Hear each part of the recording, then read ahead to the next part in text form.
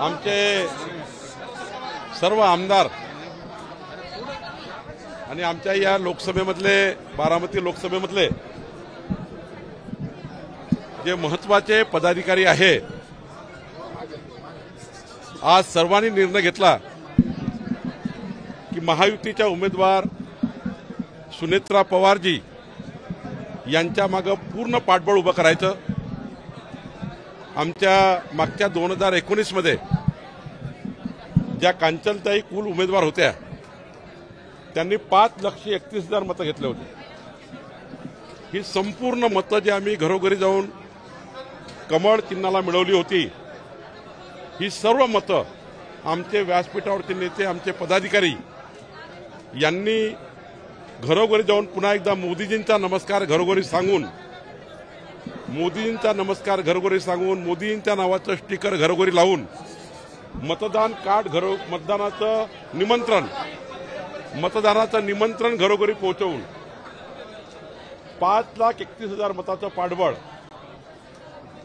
आमच्या उमेदवार सुनेत्राताई पवार यांच्या मागे उभं करण्याचा निर्णय पूर्ण क्षमतेने आज भारतीय जनता पार्टीने घेतला आहे।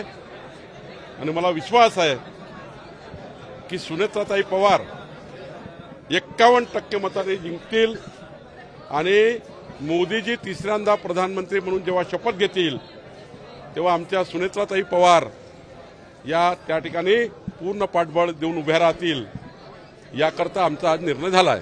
मुख्यमंत्र्यांची आज जनसंवाद मेळावा देखील सासवडमध्ये होतो। काही दिवसांपूर्वी विजय शंकर यांनी बंड आकाश शमलेला असं ते म्हणतात। मुख्यमंत्र्यांच्या घोषणेनंतर आता त्यांची राजनीती पूर्णपणे होईल असं वाटतं।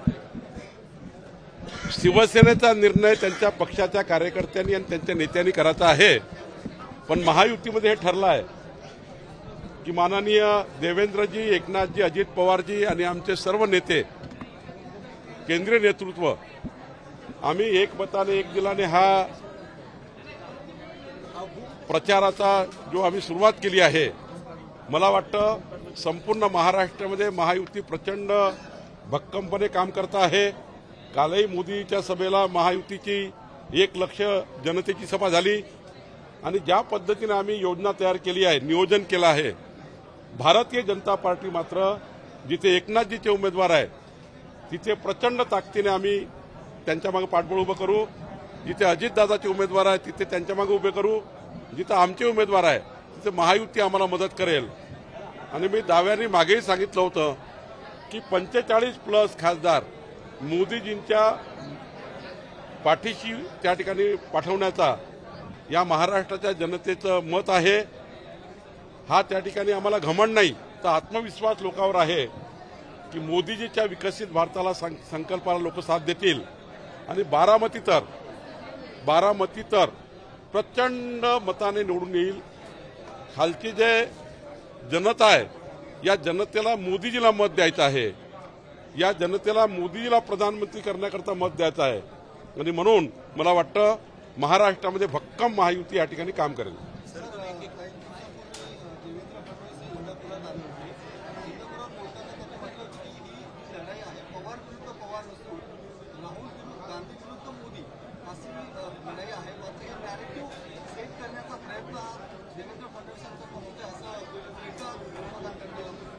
यात काय नरेटिव्ह आहे की सुनेत्राताई पवारांना मत देणं म्हणजे मोदीजीला मत देणं आहे आणि सुप्रियाताईला मत देणं म्हणजे राहुल गांधीला मत देणं आहे। शेवटी निवडणूक ग्रामपंचायतची आहे का, नगरपालिकेची आहे का? देशाची निवडणूक आहे, देशाचा पंतप्रधान ठरवेल। या निवडणुकीत देशाचा पंतप्रधान ठरणार आहे आणि मग जर पंतप्रधान ठरणार असेल या निवडणुकीमध्ये तर लोकांना मोदीजीला मत द्यायचं आहे, मोदीजीला म्हणजे सुनेत्राताई पवारला मत द्यायचं आहे। सरळ विषय आहे, सरळ 2 खेमे आहेत। एक खेमा त्या ठिकाणी राहुल गांधीकडे उभा आहे आणि एक खेमा मोदींच्या मागे उभा आहे। त्यामुळे 2च निवडणूक आहे, 2च विषय निवडणुकीचे आहेत। संजय मंडलिक असं म्हणतायत की कोल्हापूरचे महाराज जे आहेत ते खरे वारसदार नाहीत, ते दत्तक आहेत। निवडणुकीच्या तोंडावर केलेलं आहे। मी संजय मंडलिकचं विधान काही ऐकलं नाही, त्यामुळे योग्य नाही।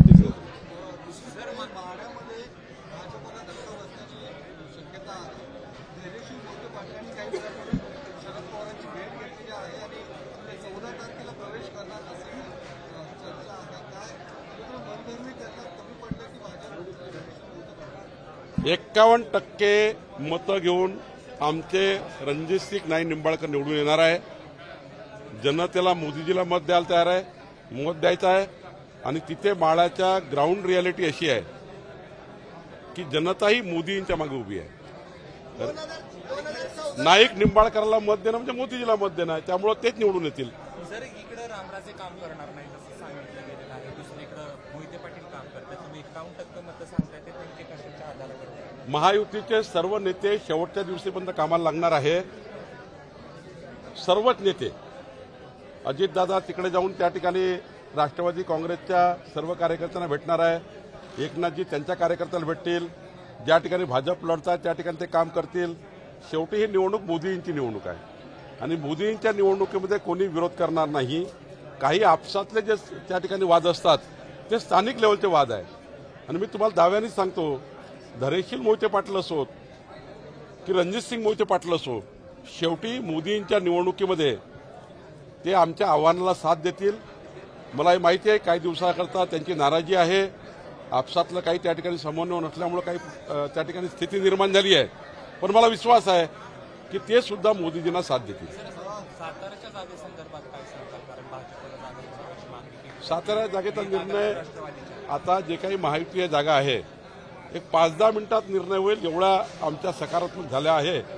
केवळ आमचे 3 नेते आणि मी बसणार आहे, लवकरच त्याचा निर्णय होईल. तुम्ही एकीकडे म्हणताय 5-10 मिनिटात निर्णय होईल, परंतु सातारच्या जागेकडे सगळीकडे लक्ष लागलेलं आहे. जाणून उदयनराजेंना त्याला जोडून एक प्रश्न एका जागेला धरून 7 जागा आहे.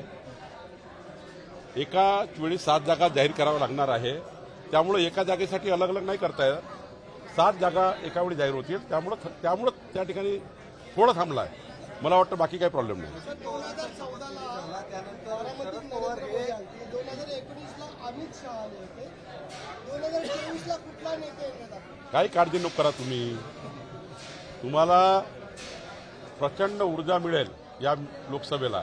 इतकं सारं नेतृत्व या ठिकाणी येईल. अजित पवारांचा शपथविधी झाल्यानंतर शरद पवार हे महायुतीसोबत येण्यासाठी 50% तयार झाले होते असं प्रफुल्ल पटेल यांनी दावा केला. त्याला देवेंद्र फडणवीसांनी सुद्धा दुजोरा दिलेला नाही. त्या बैठकीला मी नसल्यामुळे मला माहिती नाही. शरद पवार असे म्हणाले येणार आहे. मी वारंवार सांगितलं आहे, आजही आपल्यासमोर सांगतो की मोदीजीच्या विकसित भारताच्या संकल्पाला साथ देण्याकरता जो येईल त्याच्याकरता दुपट्टा तयार आहे. नंबर 1. राहिला प्रश्न वडेट्टीवारचा. वडेट्टीवारजींनी आतापर्यंत आमच्या कुणाशी संपर्क केला नाही. त्यांच्या नेतृत्वावर प्रश्नचिन्ह उभं करणं योग्य नाही. ते काँग्रेसचे नेते आहे, त्यामुळं त्यांची प्रतिमा मलिन होईल असं कुठलंही काही स्टेटमेंट कुणी करणार नाही किंवा असा संभ्रम तयार करू नका, संभ्रम पसरू नका. ते सध्या काँग्रेसचे नेते आहेत. ज्या दिवशी त्यांना असं वाटेल की आमच्याकडे मोदीजींच्या नेतृत्वात काम करायचं आहे त्या दिवशी विचार होईल. पण आज मात्र त्यांनी कुणाशी संपर्क केला नाही. सर, काँग्रेस असेल, राष्ट्रवादी असेल, अनेकांवर भ्रष्टाचाराचे आरोप केलेले आहेत. बारामती येऊन मध्ये कमळ फुलवणार असं म्हणतात. आता अडचणीचं ठरत नाही का त्यांच्याच उमेदवाराचा प्रचार करणं किंवा तुम्ही पक्षासाठी किंवा मोदीजींना पंतप्रधान करण्यासाठी कुणाला सोबत एक प्रश्न करून आपण विचारलं होतं, निष्ठावाला संधी देणार का आयताला संधी देणार? आपण शेवटी उमेदवार आयात केला. मी तुम्हाला एवढंच सांगतोय, मोदीजी तिसऱ्यांदा प्रधानमंत्री पदाची शपथ घेतील तेव्हा बारामतीचा खासदार त्या ठिकाणी असेल. एक महत्त्वाचं. दुसरं राहिलं प्रश्न भ्रष्टाचाराचे. जोपर्यंत कुठल्याही नेत्याला कोर्टातून सजा होत नाही, गुन्हे दाखल होतात, कोणी तक्रार करतं, आरोप प्रत्यारोप होतात, आम्ही आरोप प्रत्यारोप करतो, ते आमच्यावर करतात, परंतु कोर्टात दोषी झाल्याशिवाय कुणालाही दोष म्हणता येणार नाही. आपल्या जे न्यायव्यवस्था आहे, न्यायव्यवस्थेच्या माध्यमातून जोपर्यंत त्याला अंतिम जेल होत नाही किंवा अंतिम सजा होत नाही, शिक्षा होत नाही, तोपर्यंत त्याला दोषी म्हणता येत नाही. आरोप प्रत्यारोप सुरू असतात. राज ठाकरेंनी बिनशर्त पाठिंबा दिलाय भाजपला, त्याच्यावरती संजय राऊतांचं वक्तव्य ऐकलं का त्याबद्दल? नाही, संजय राऊतला उत्तर नितेश राणे देतात, ते देतील उत्तर. परंतु मी राजसाहेबांचे आभार मानतो आपल्या माध्यमातून की त्यांनी मोदीजीच्या विकसित भारताच्या गॅरंटीला साथ दिली. अत्यंत महत्त्वाचा निर्णय घेतला, महाराष्ट्राला दिशा देणारा निर्णय घेतला आणि या निर्णयाचं महाराष्ट्राने स्वागत केलं आहे. बारामती धमकावलं जातं आणि दम दिला जातो अशा पद्धतीचं शरद पवारांचं म्हणणं आहे. त्यांनी हर्षवर्धन पाटील त्यांना देखील धमकावलं गेलं होतं, त्यांनी पत्र लिहिलं होतं. या संदर्भात कसं आहे, आपल्या भावना मांडता येतात, भावना मांडाव्या लागतात. का मांडू नये? प्रत्येकानं भावना मांडण्याचा अधिकार आहे. आता मी अध्यक्ष आहे, इथे 100 लोकांनी भावना मांडल्या, त्या भावना मांडाव्या लागतात. कळणार कसं भावना मांडल्या नाही तर?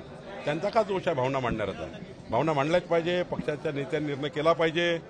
शेवटी आमचा पक्ष टिकवणे, आमच्या पक्षाच्या मागे पूर्ण ताकद उभी करणे, आमच्या स्थानिक कार्यकर्त्याला पूर्ण पाठबळ देणे, आमच्या नेतृत्वाच्या मागे उभं राहणे आमची जबाबदारी आहे.